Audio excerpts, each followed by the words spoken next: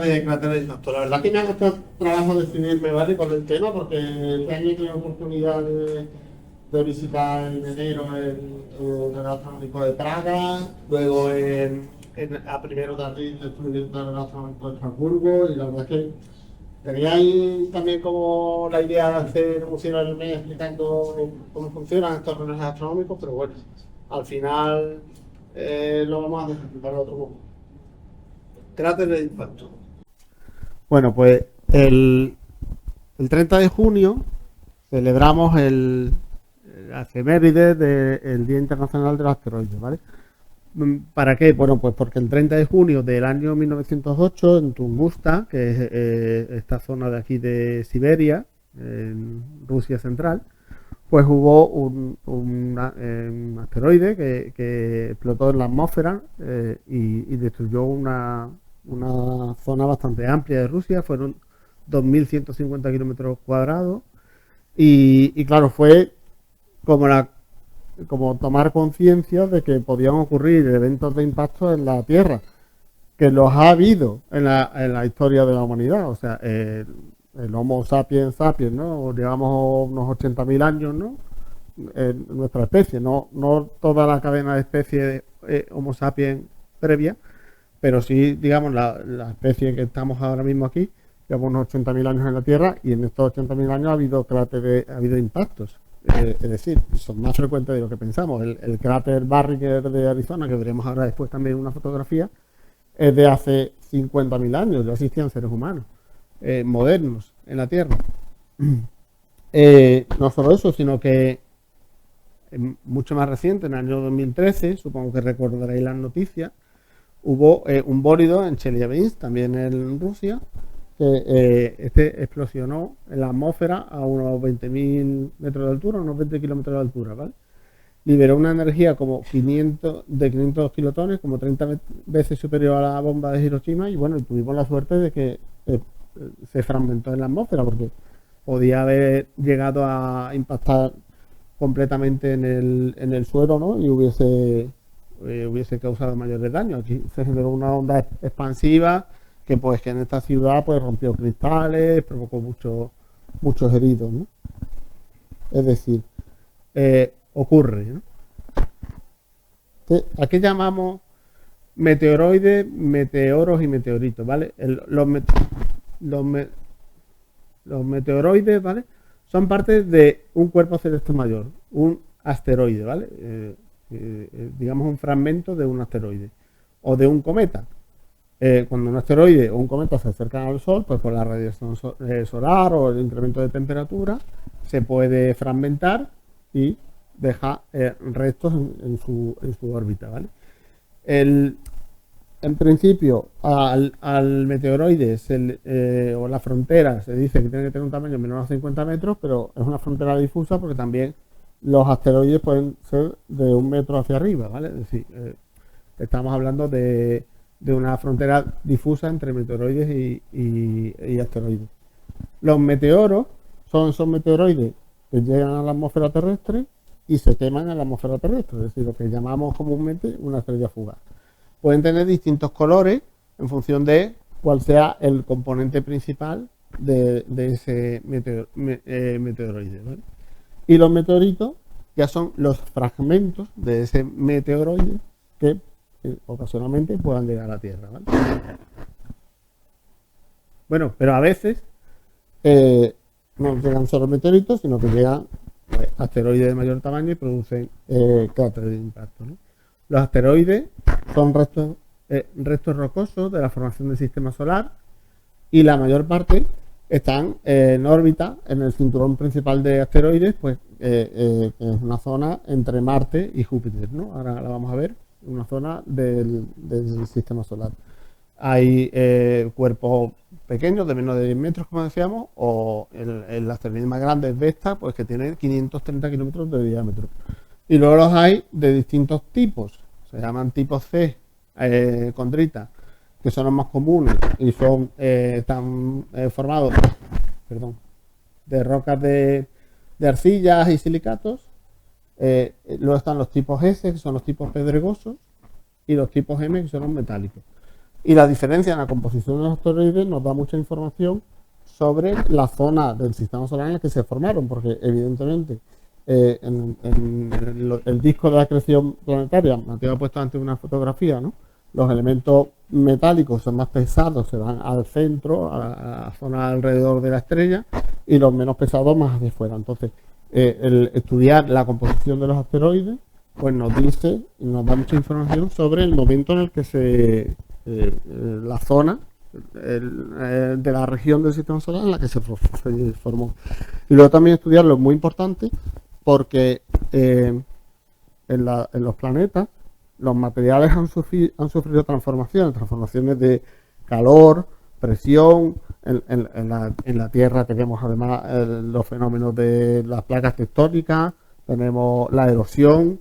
Sin embargo, los materiales que están en los asteroides están prístinos, ¿no? Por así decirlo, se formaron al principio del sistema solar y no han sufrido ese tipo de alteraciones. Entonces, su estudio nos da mucha información sobre el inicio, ¿no? De cómo se formó el sistema solar en su inicio, ¿vale? Como decíamos, tenemos un cinturón principal de asteroides, luego hay que es este, ¿vale? Entre Marte y Júpiter.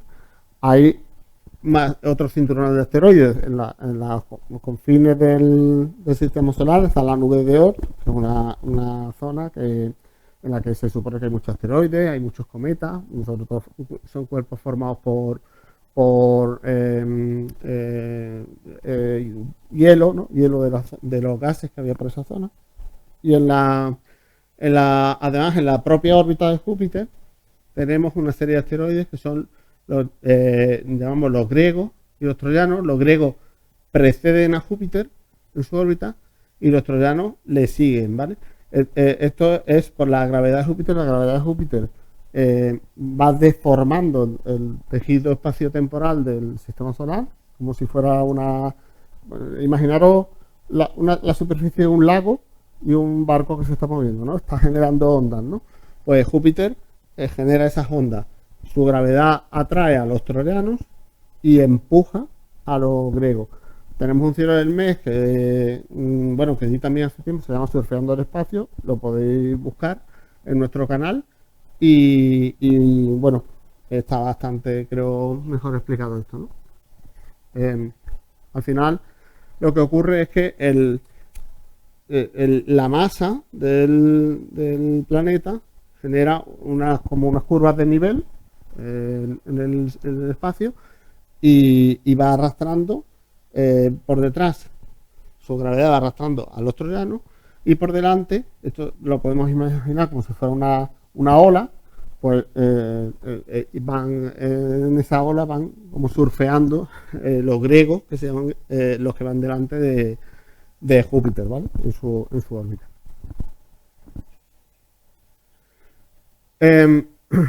Esas órbitas de los asteroides pues pueden cambiar por la gravedad de Júpiter o por encuentros con otro objeto, Marte, otros propios asteroides, y esos encuentros los pueden lanzar al espacio en todas direcciones. ¿Qué ocurre? Que a veces esas direcciones pues se cruzan con los planetas.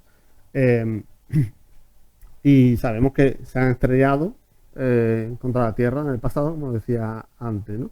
Alterando la historia geológica de nuestro planeta y en la Tierra la evolución de la vida. Evidentemente sabemos que el asteroide que destruyó la vida, digamos, en el momento en que los dinosaurios eran los dominantes, pues alteró la evolución y ahora somos los mamíferos que somos las especies dominantes, ¿no? del planeta. Los asteroides cercanos a la Tierra pues se llaman cercanos a la Tierra cuando están dentro de unos 45 millones de kilómetros, ¿vale? Y esos son los que pueden representar un peligro de impacto. Y se monitorizan para estudiar su órbita, la rotación, el tamaño y la forma y su composición, ¿vale?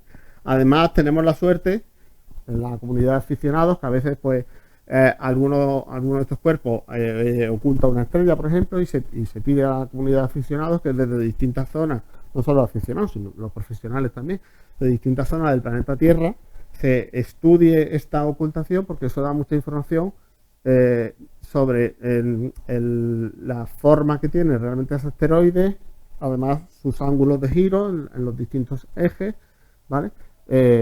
Bueno, pues se estudia esas curvas de luz y el tiempo que dura la ocultación de la estrella de distintas zonas y da ese tipo de información. Y no solo eso, sino que para los que además son asteroides peligrosos, hay que monitorizarlos. He traído aquí una pizarrita para que sea un poco más amena, ¿no? La charla. Nosotros estamos aquí en la Tierra, este es el fondo de estrellas del cielo, y imaginaros que observamos un asteroide que puede ser peligroso, ¿vale? Lo observamos en dos momentos de tiempo diferentes. Y nosotros lo observamos en estos dos momentos. Tenemos cierta información en base a la cual podemos estudiar su trayectoria. Sabemos que las trayectorias en el sistema solar suelen ser elipses, curvas elípticas, ¿vale? Pero podremos tener una elipse que pasase así y cruzarse la órbita de la Tierra en un determinado momento, o podremos tener una elipse diferente que pasase por los mismos puntos y cruzarse con la órbita de la Tierra en un momento diferente. Entonces, ¿qué es lo que hay que hacer?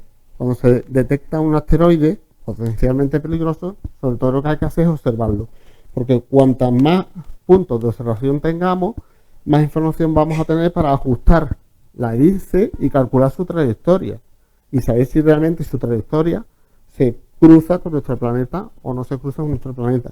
Ten en cuenta que esto es muy complicado porque yo lo estoy dibujando en dos dimensiones, pero en el espacio tenemos tres dimensiones, entonces necesitamos muchas observaciones para ajustar bien con el menor error posible esas curvas, ¿vale?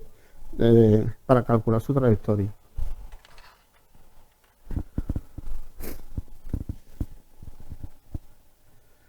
Bueno,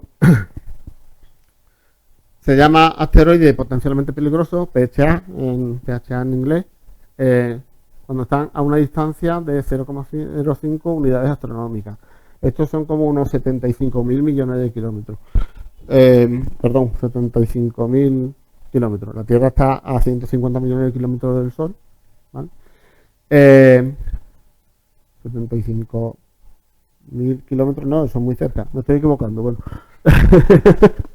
lo calculáis si queréis. A esa distancia, 0,05 unidades astronómicas, la perturbación que la gravedad de la Tierra podría hacer en la órbita de ese asteroide podría hacer que en una escala de tiempo de unos 100 años o menos, esa desviación pues de la órbita del asteroide pudiese cruzar su órbita con la de la Tierra, ¿vale? Y los PHA constituyen alrededor del 20% de los asteroides cercanos a la Tierra, ¿vale? Los asteroides cercanos a la Tierra, pues aquí he traído una web donde podéis verlos, hay muchísimos. Salgo un momentito, a ver si funciona bien. Aquí tenéis, no sé si se ve bien, creo que sí, se ven unas tablas donde veis las aproximaciones, el cálculo de aproximaciones, pero bueno, sobre todo para la charla, lo mejor es verlo aquí en el simulador, se ve de forma más visual. Está en principio centrado en a ver si quiere cargar, centrado en la Tierra. Está pasando a una semana cada segundo, ¿vale? Y bueno, realmente hay mucho. Nos parece que hay mucho también. Ten en cuenta que el espacio es muy grande, ¿vale? Lo que pasa es que aquí estamos dibujando, se está representando las órbitas, entonces se nos llena, ¿vale? Pero bueno, ay, no me sale ahora. Aquí está la Tierra, ¿vale? Y bueno, pues con este tipo que veáis que hay instituciones que los estudian y podemos acceder a esta información y que es importante, como decía, estudiarlos porque es lo que nos va a dar el cálculo de su órbita y el riesgo realmente que tiene un asteroide de impactar o no con la Tierra. Se desarrolló en estos estudios lo que conocemos como la escala de Turing, que nos permite clasificar la peligrosidad de un asteroide, ¿vale? En función de su probabilidad de impacto, la energía cinética en megatones, ¿vale?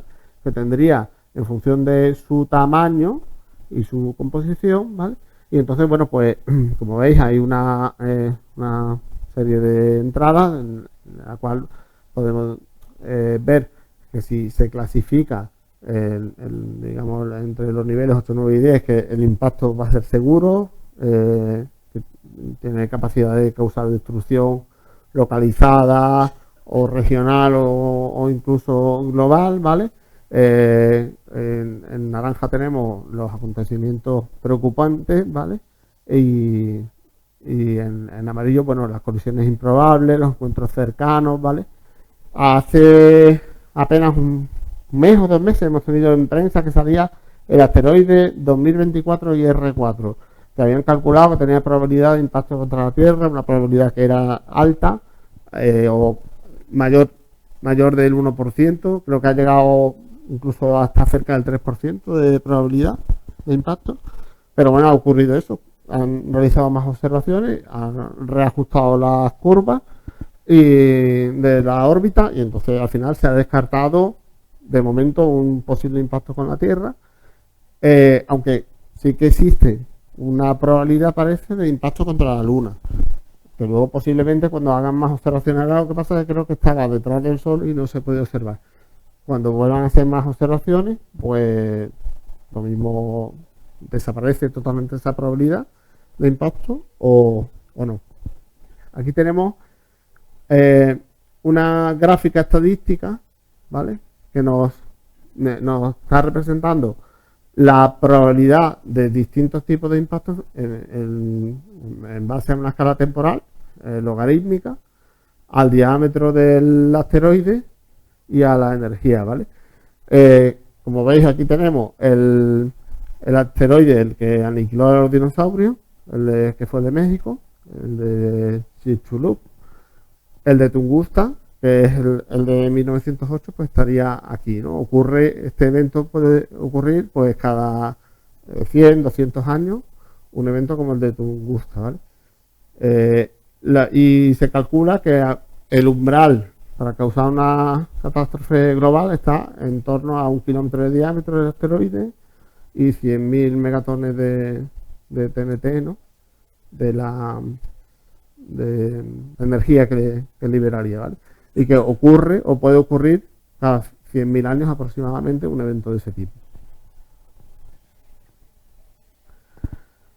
En la Earth Impact Database, que es una base de datos que lleva en Canadá el Centro de Ciencias Planetarias y Espaciales, podemos encontrar representados en el mapa los cráteres de impacto confirmados, ¿vale? Y otros pues que están en estudio, ¿vale?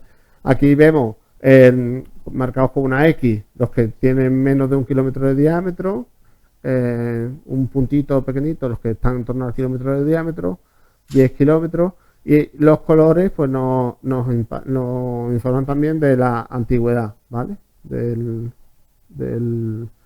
Ese cráter, ¿no? De impacto. El que os voy a enseñar ahora después, que tenemos probabilidad de visitar, es este de aquí, pequeñito, el de Steinheim, que está en Alemania, en el sur de Alemania. Y bueno, ahora lo vais a ver, la verdad es que ha sido una experiencia muy chula.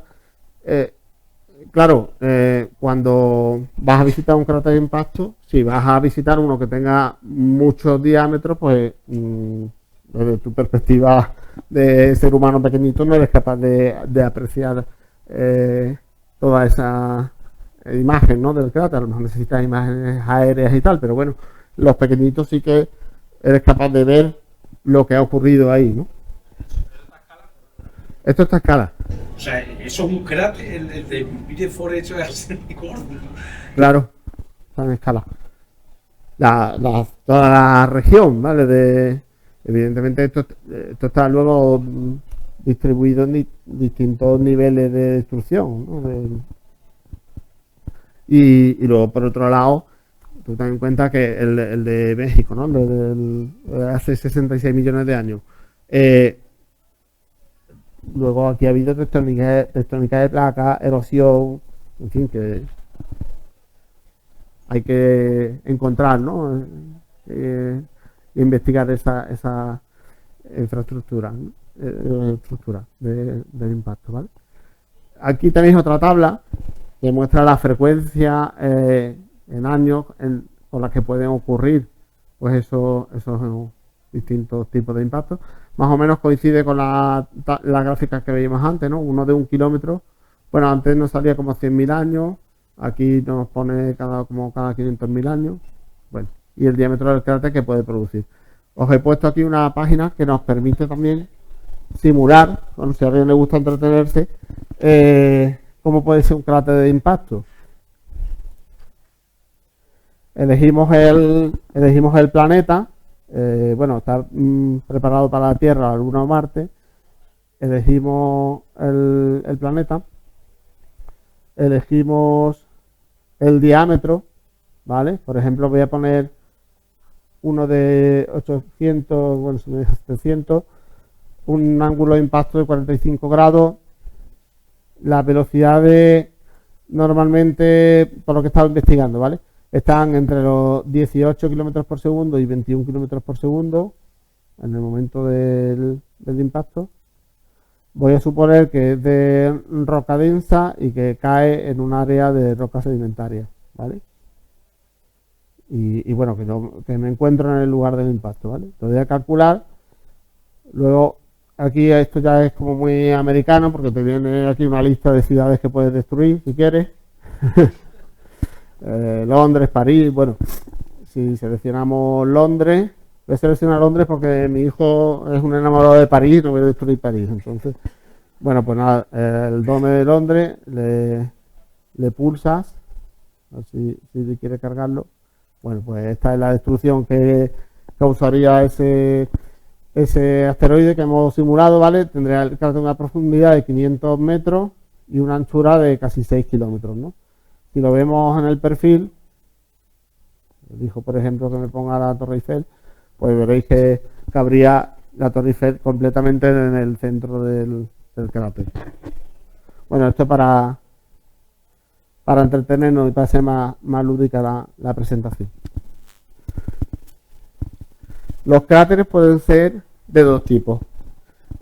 Los cráteres simples y los cráteres complejos, ¿vale? Los cráteres simples pues son los que tenemos una zona de excavación del proyectil y acumulación de sedimentos y de materiales eyectados.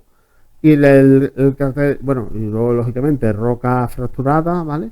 Y el cráter complejo, pues en el cráter complejo además lo que se produce es que se produce un promontorio central porque la roca que queda debajo del punto del impacto, por la cantidad de energía que se libera en ese momento, adquiere propiedades como si fuera un líquido, ¿no? Entonces produce un rebote hacia arriba. Bueno, la energía que se libera en el impacto no solo licúa las rocas, sino que incluso hay rocas que se vaporizan, ¿vale? Tenemos material eyectado, que se llama eyecta, tectitas, que es en roca fundida que se solidifica pues al volar por el aire, ¿no? Y tiene así como forma como si fueran gotas de roca. Conos astillados de roca partida, ¿no? Cuarzo chocado, que se llama, ¿vale? Férulas de carbono.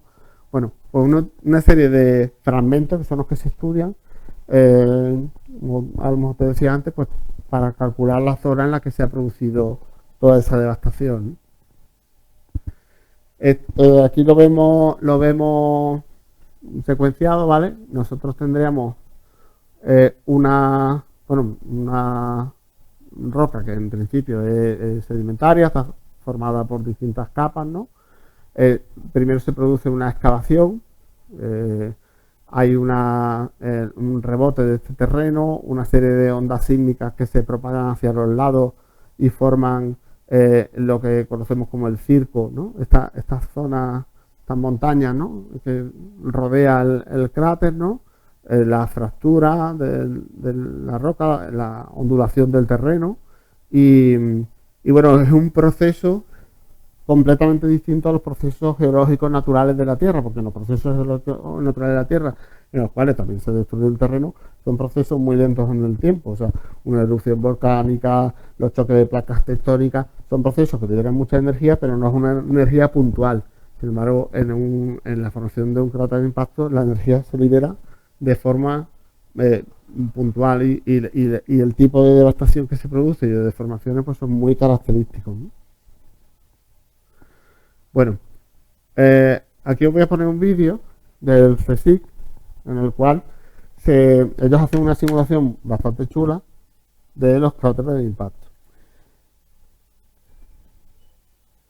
Lo que hacen primero es que ya han puesto una capa de harina y sobre la capa de harina han echado una capa de colacao o de cacao en polvo, ¿no? Al hacerlo de esta forma lo que consigue es que cuando cae el impactador se eyecta el material que está debajo, que es la harina, y simula pues los radios, los radiantes del material eyectado, ¿no? Voy a hacer un impacto perpendicular contra la superficie. Lo voy a dejar caer. 3, 2, 1. ¿Vale? ¿Veis aquí? Se han producido esas eyecciones de material. Con lo cual yo voy a hacer el efecto desintegrando el impactador. Y lo que tenemos ahora es un cráter. Lo que nosotros vemos cuando se produce el impacto, como no lo vemos en directo, es el resultado. Todos los elementos que han... ¿Veis? Aquí lo que ha ocurrido es lo que estábamos hablando. En una fase de excavación se ha excavado el material, hay una eyecta de material hacia el exterior, se ha formado ese circo, ¿vale? Y bueno, él hace el experimento con distintos tipos de impactadores con distintas densidades, ¿no? Entonces, aquí voy yo, pues, muy alegre de mí. Digo, guay, lo voy a hacer con mi hijo y con sus amigos. Vamos a hacerlo. Ahora os explico. Entonces cogimos un tupper, lo llenamos de harina, echamos su capita de cacao en polvo, yo ahí grabando con la cámara, ¿no? Y ellos ya pues tiraron unas canicas y formaron pues distintos cráteres. Y fijaros, creo que ahora lo saco un poco más desde arriba, lo que realmente se parece a zonas que vemos en la Luna con los telescopios. O sea, son zonas muy machacadas, ¿no? Porque ha habido muchos impactos y todas pues llenas de cráteres, ¿no? Vale. Esto, por favor, o sea, este señor de CSIC lo hace ahí en su laboratorio, pero por favor, no lo hagáis con niños. Porque, o sea, o atarlos a la silla antes, ¿vale? Porque, o sea, a mí casi que me da algo. Como habéis visto, el vídeo empezaba ya con todo fracturado, porque, claro, yo quería hacer el vídeo y entonces yo decía, ¿preparado? Y hay uno que decía, ¡listo ya!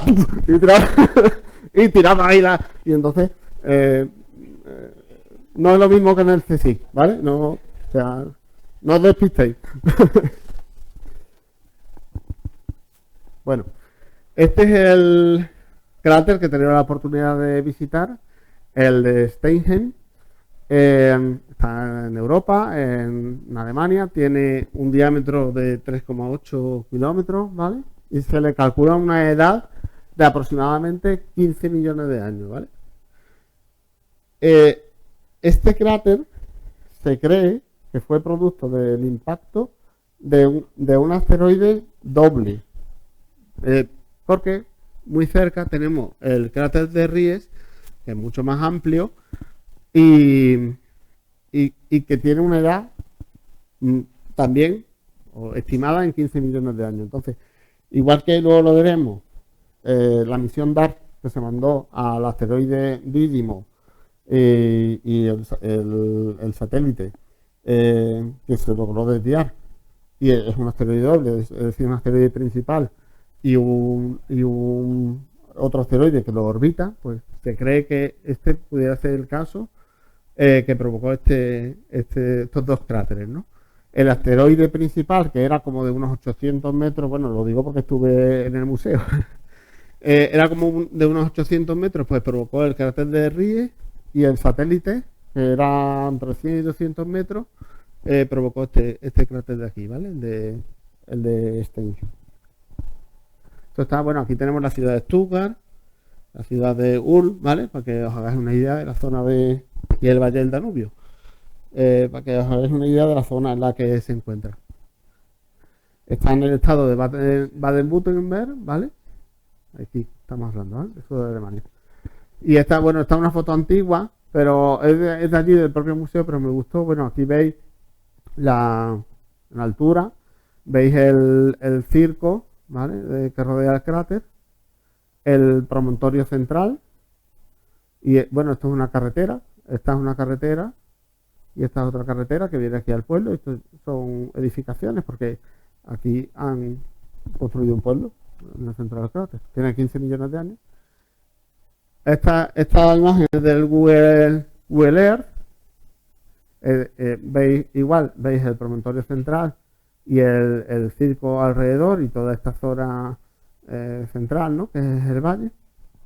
Y yo he tenido la oportunidad de estar aquí, en este montículo, y desde ahí pues hacer fotografía de la zona. Esta fotografía tiene un mes. Estábamos allí. ¿Veis? Está el promontorio central y todo esto es el circo que rodea hacia un lado y hacia otro el cráter. La verdad es que a mí se me ponen los pelos de punta estar aquí y ver, ¿no? En persona cómo se produjo ese daño, ¿no? En la corteza terrestre y cómo, bueno, al final la vida en nuestro planeta lo recupera, ¿no? Esto para que veáis que es verdad. Estuve allí, estaba allí con mis niños. Estas son infografías que había allí en el museo, porque en el pueblo hay un museo del cráter. Eso sí, todo en alemán, o sea, no ponen ni el inglés al lado, tenéis que ir con el translator. Y bueno, aquí lo que nos mostraban, pues con distintos moldes de escayolas que tenían, el momento inicial, ¿no? Esta depresión pues se fue llenando de agua. Todo esto lo saben porque, claro, ellos han ido excavando las capas geológicas, pues han visto ya caparazones de tortugas, peces, tal, no sé qué, han calculado la edad de los distintos fósiles y saben cómo ha ido evolucionando, ¿no? Pues de este momento inicial, luego sino de agua, luego ya se fueron acumulando sedimentos, hubo otra inundación, tal, no sé qué, y esta es la situación, perdón, esta de aquí abajo es la situación actual, ¿no? En la orografía actual, y veis pues cómo se ha ido erosionando, ¿no? De esta formación más perfecta, ¿no? O, por así decirlo, al principio, pues ya tenemos en la situación actual, pues claro, se han erosionado, se han formado distintos cortes y valles en ese circo y se ha ido rellenando de sedimentos la zona de excavación central, ¿no? Eso fue hace 15 millones de años. He intentado buscar cómo era la Tierra hace 15 millones de años. Y lo más parecido que he encontrado es esto. Esto era Europa hace 20 millones de años. En realidad, si os fijáis, casi que, porque el Mediterráneo antes se llamaba el Mar de Tetis, ¿vale? El Mar de Tetis unía el Atlántico con el Índico por aquí, antes de que la península arábiga cerrase el paso. Y bueno, pues en realidad Europa tenía, con algunas salvedades, pues bastante parecida a su situación actual, ¿no? Bueno, aunque aquí la zona del Mar del Norte era diferente a como lo tenemos ahora mismo, la península ibérica sí que era bastante parecida. En esta página web, que es donde lo he encontrado, podemos ver cómo era el planeta en otros momentos históricos. Me voy a ir un poquito más hacia atrás en el tiempo, a la época de los dinosaurios, 66 millones de años, y fijaros cómo efectivamente teníamos todo esto que se llamaba el Mar de Tetis. Perdón, aquí es que aquí no puedo usar el puntero, lo hago con la mano.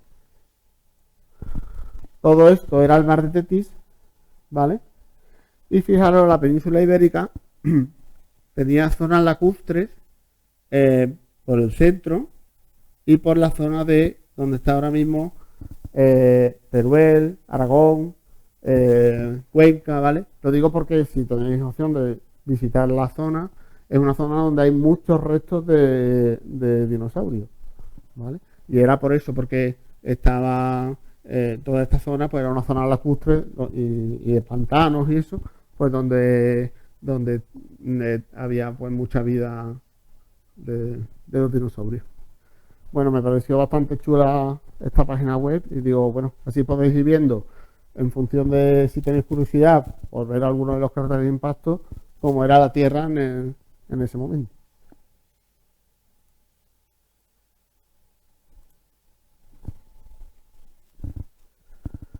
En España parece que están confirmadas las estructuras de impacto de Azuaga, estaría aquí, y de Rubiero de la Cérida.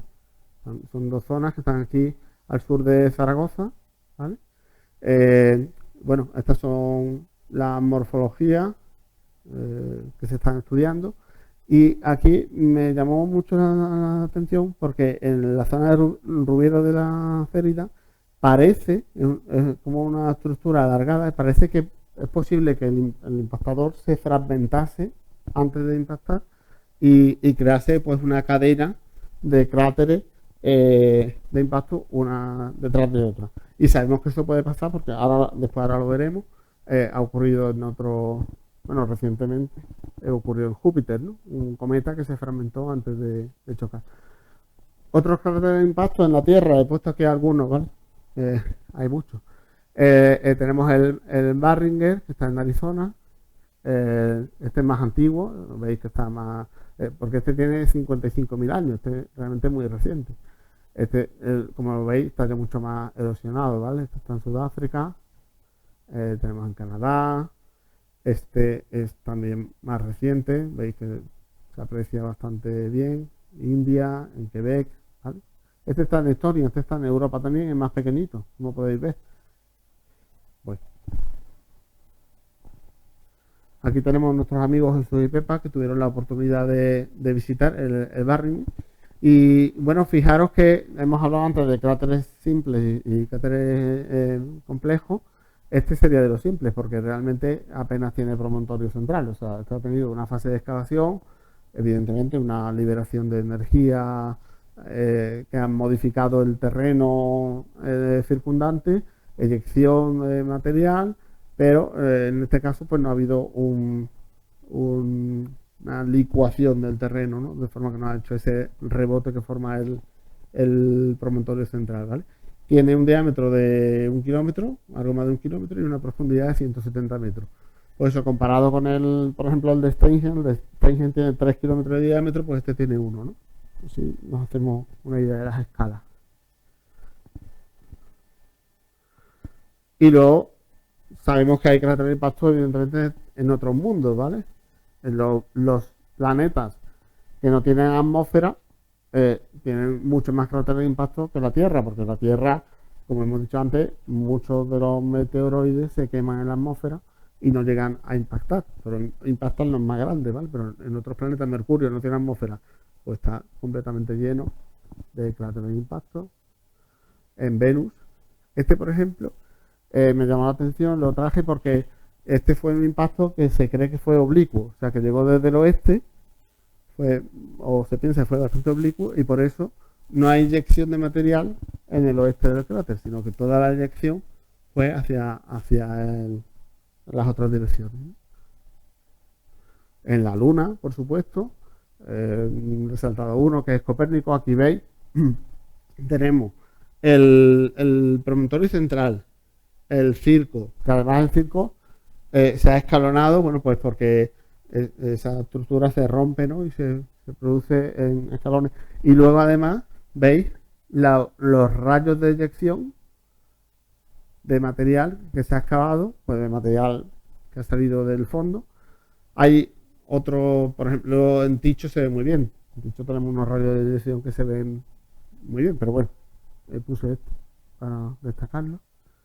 Esto es en Marte, está cogida de la sonda Mars Express, ¿vale? Es un triplete de cráteres en Noa Cisterna. Y este, que es el más grande, pues tiene como un diámetro de 45 kilómetros, y este, el más pequeño, de 28 kilómetros de diámetro. Y este, por ejemplo, es otro ejemplo se cree que la explicación más probable es que el impactador se partió antes de chocar. Lo que decía en Júpiter. Júpiter no es un planeta rocoso, con lo cual no se forma un cráter de impacto, ¿vale? Es un planeta gaseoso.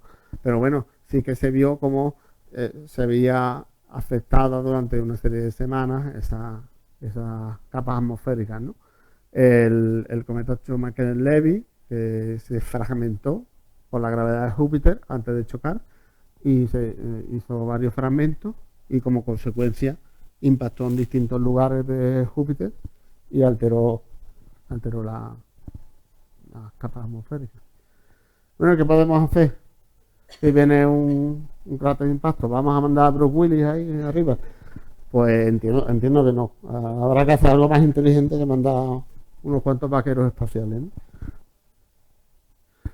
Las estrategias de defensa planetaria se dividen en dos grupos básicos, ¿vale? Que son los de fragmentación y los de demora. Los de fragmentación, evidentemente, no lo podemos imaginar. Se manda un impactador o se manda algo que le provoque una explosión interna y que destruya, fragmente ese cuerpo de forma que cuando los trozos lleguen a la Tierra sean más pequeños y se quemen en la atmósfera o el impacto de causa sea menor, ¿no? Pero realmente yo creo que lo interesante es el de demora. El interesante, ¿por qué? Porque creo que eso, no tenemos que ser vaqueros espaciales de ahí a destruirlo todo, sino que a lo mejor se pueden hacer las cosas con algo más de inteligencia.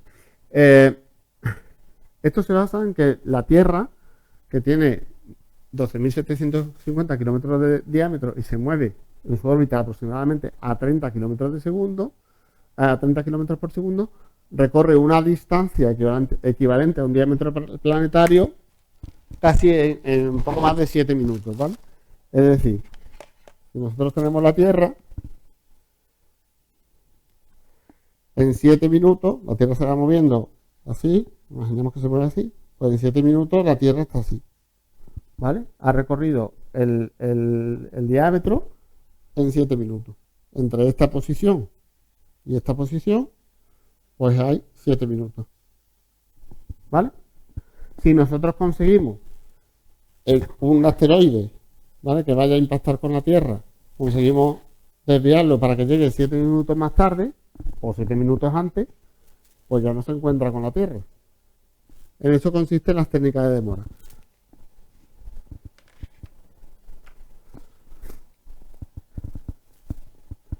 Esta es la única ecuación, ¿vale?, de toda la presentación, lo prometo. Se ha calculado que solo necesitaríamos un cambio de velocidad que viene dado por esta ecuación, ¿vale? 3,5 partido por el tiempo en años hasta el impacto potencial por 10 a la menos 2 metros por segundo. 10 a la menos 2 son centímetros. Es decir, solo necesitamos en un asteroide moverlo 3,5 centímetros por segundo en función de cuántos años queden hasta el impacto. Claro, esto puede parecer poco, pero claro, estamos hablando a lo mejor de desviar una mole de 10 kilómetros de diámetro. Esto es como el Everest, más grande que el Everest, ¿no? Entonces, bueno, ¿qué es lo que necesitamos? Necesitamos tiempo. Cuanto más tiempo de antelación tengamos para hacer desviar, ¿no?, ese cuerpo que tiene probabilidad de impacto, pues más tranquilos estaremos, ¿no?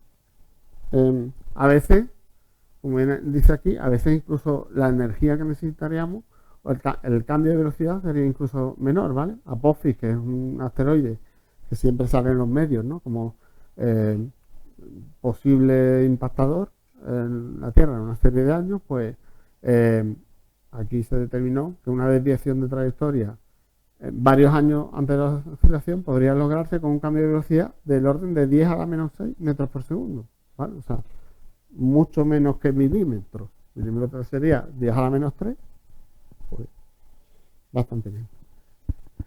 Todo esto se estudia, ¿no? No solo se estudia, sino que además ya ha habido algunos intentos, experimentos que ha hecho la NASA. Estudian métodos de impacto cinético y bueno, tanto como se calculan, ¿no?, estrategias de detonación en superficie, es decir, el impacto, que son las dos que se han hecho hasta ahora, que son las de la sonda DART y este que es el cometa Tempel, me parece que fue el primer intento que se hizo, se lanzó una sonda que impactó, ¿vale? La de Brooke Whitney, es decir, la de una explosión en la superficie, es decir, tenemos que conseguir excavar, ¿no? Y explotar algo ahí dentro. Bueno, esto con explosivos convencionales, esto con explosivos nucleares, ¿vale? Impacto cinético. Pero bueno, ahora mismo las dos pruebas que se han hecho, que son la de DART y la del Tempel, son de este tipo, ¿vale? De explosión convencional. Al final es un impacto en superficie de la nave que ha impactado, ¿vale? Pero bueno, que hay otras que son muy interesantes, pues que se están estudiando, que son pues los tractores de gravedad. Es decir, tú mandas allí una nave que sea masiva y la gravedad de esa nave puede hacer una pequeña desviación. Si lo haces con mucho tiempo de antelación, puedes conseguir a lo mejor desviar la trayectoria, ¿no? De ese asteroide, ¿vale? Modificar la presión de la radiación solar, bien ocultando, o sea, poniendo algo opaco que dé sombra en el asteroide, o al contrario, iluminando, poniendo sobre su superficie, no sé, algo blanco que haga que refleje más cantidad de la luz. Y tener en cuenta que, como hemos hablado, realmente la cantidad de desviación en velocidad es muy pequeña, la que se necesitaría con suficiente tiempo, pues serían técnicas que podrían ser viables, ¿vale? Bueno, estamos estudiando enfocar la luz solar o pulsos con láser, ¿vale? Etcétera. Aquí tenéis también una página web donde viene todo esto más detallado. Esta es la prueba DART que se hizo hace solo 3 años, el 26 de septiembre de 2022, ¿vale? Y es lo que decía antes, este en realidad es un asteroide doble, ¿vale? El asteroide principal es Didimo, que tiene 780 metros de diámetro, y el orbita es Dimorfo, que tiene 163, ¿vale? Es una composición muy similar a la que se cree que provocó el cráter Stonehenge de Alemania, ¿vale? Que lo habría provocado un asteroide de este tamaño y el grande alrededor, el asteroide grande. Bueno, pues esta sonda en el momento del impacto tenía 550 kilos de masa, lo que le quedaba de instrumentos, de combustible y tal. Impactó a una velocidad de 6,1 kilómetros por segundo y se volatilizó completamente en el momento, ¿vale? Y bueno, como decía antes, no fue la primera misión que chocó a alta velocidad, ¿vale? En la misión Deep Impact de la NASA, en el año 2005 se estrelló contra el cometa Tempel 1, ¿vale? Que era la explosión que tenía en la transparencia anterior. Bueno, este es el resultado de la explosión, las fotografías que se hicieron, ¿vale? Y se consiguió cambiar aquí el objetivo era cambiar la órbita de ese satélite, ese asteroide secundario respecto al asteroide principal, ¿vale? Bueno, pues sí que se consiguió un cambio importante de un 4%, de 11 horas, un tiempo de 11 horas y 55 minutos de órbita, se pasó a 11 horas y 23 minutos, ¿vale? Aproximadamente. Y eso era todo.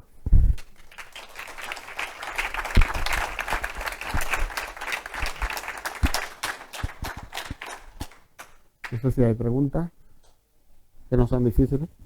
Yo tengo un problema, lo de la formación del central, eso se desarrolla rápidamente, ¿no? O sea, que se tendrá que solidificar para que se quede, porque si no volvería Claro. Sí, ten en cuenta lo que decíamos antes, no es un proceso geológico normal, es un proceso casi instantáneo, es decir, una liberación de energía instantánea y una formación casi instantánea de esa transformación geológica, ¿no? Claro, que sea algo de eso, o sea, que el tiempo que da a solidificarse, porque si En realidad es la liberación de energía, sí, la energía cinética se convierte en calor y en otro tipo de energía cinética, pero al final el suelo se mueve y se producen ondas sísmicas hacia un lado, hacia otro, hacia abajo, luego rebota. Y luego el tema este de protección planetaria, claro, a mí siempre estos temas lo que me trae a la cabeza es que Con lo que está pasando últimamente en el mundo, ¿no? De la locura que parece que cada uno va por su lado, como Trump y compañía, y cosas. Que si estas medidas no se toman de manera consensual dentro del planeta, si no es algo dirigido como la ONU o algo así, algo que sea, que nos tengamos que poner todo el mundo en consenso, o sea, lo peligroso puede ser que, porque estos cráteres de impacto, la mayoría de ellos que no impactan son más pequeñitos, no son grandes cráteres de impacto. Entonces, si hay un cráter, o sea, si hay la posibilidad de tener un cráter de impacto que pueda impactar en Estados Unidos, pero si le hago no sé qué, no sé cuánto, por lo menos vaya a una misión, o impacta en Europa, la tentación es gorda. Evidentemente, bueno, ahí ya no salimos del ámbito teórico nuestro, ¿no? Astronómico. Sí, pero bueno, a ver, quiero decir que todo esto está en pañales. Está en pañales. Lo que hemos conseguido es modificar una pequeña órbita de un pequeño asteroide. ¿Qué hay que hacer? Pues seguir estudiando, seguir invirtiendo y, como decía antes, seguir para los asteroides que se consideren peligrosos, seguir haciendo muchas observaciones para tener su órbita calculada con mucha precisión y si alguno realmente es peligroso, saberlo con tiempo, porque con tiempo se puede hacer una misión que no sea tan costosa y que desvíe mínimamente lo que necesita. Que cuando se desintegra totalmente el meteorito que cae, ¿queda algún resto? ¿Se puede rescatar de ahí algo o eso queda totalmente desintegrado de tal manera que no se puede...? Entiendo que depende de la composición del asteroide. Hay asteroides que seguramente se volatilizan completamente y otros que dejen restos. De hecho, en la Tierra se han encontrado restos de meteoritos, ¿no? Dependerá de su composición, seguramente. Igual que el hecho de que algunos se destruyen en la atmósfera y otros consiguen llegar, ¿no? Hay minerales que se crean nuevos en la zona de impacto de eso, pues sí, ¿no? Pues se crean ese tipo de estructuras que he presentado antes, ¿no? Las testitas, los conos de impacto, el cuarzo fragmentado pero la verdad es que no sé si se crean materiales nuevos, no lo sé. La misión esta consiguió desviarlo, pero ahora como cae, consiguió desviar los cálculos que tenían previsto. Ostras, pues no lo sé, no sé como cuánto, dónde estaba el umbral de éxito de la misión, no lo sé. Hombre, a mí lo que me preocupa es que vamos a pensar. Tengo mucho miedo a ese asteroide que a lo mejor no va a impactar y a lo mejor todos los años impacta. Claro, pero por eso lo que han hecho es alterar uno que estaba orbitando en torno al principal, no alterar la trayectoria del principal. Se moverá también por el espacio, digo yo, los dos juntitos, ¿no? Sí, pero lo que han alterado es la órbita del pequeño alrededor del grande. No han alterado la órbita del grande. Ahí creo que estaba pensado, porque claro, evidentemente si alteras la del grande y ahora vas y lo mandas para la Tierra, pues... No sigo confirmando documentos. A ver, uno de los problemas, yo también dos temas, o sea, por un lado primero, como tú mencionabas, lo que pasó en Rusia, una de las cosas que sorprendió también, que pasó de día, o sea, y pasó de esta cosa, era que no lo habíamos detectado. O sea, no lo comimos con papas, por esa manera, o sea, la gente no tuvo tiempo ni siquiera de ponerse a salvo.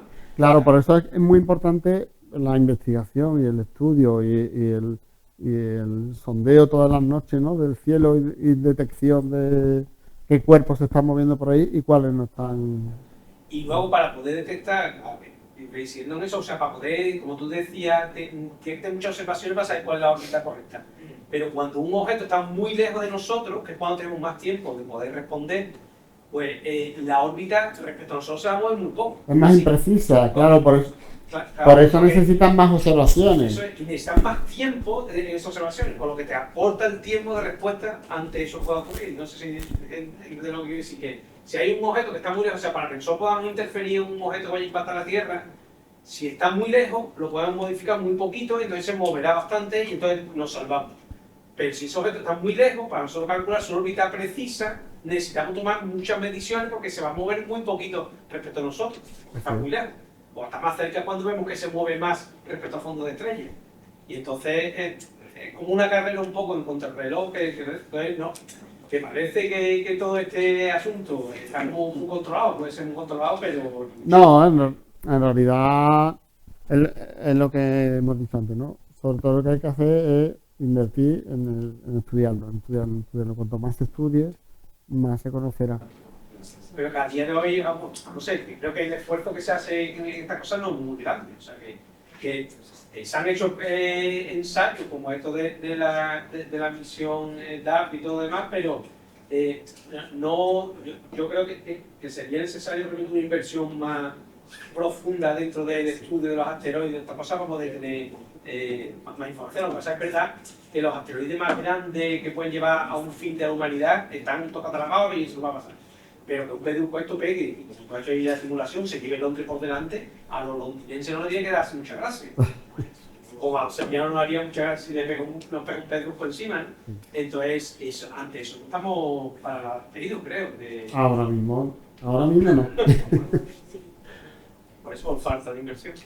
Y unos dispositivos has visto, bueno, sabe que cuando el asteroide es un kilómetro, digamos, eso es El umbral de catástrofe. pero ¿qué efecto tiene chocar el mar con la Tierra?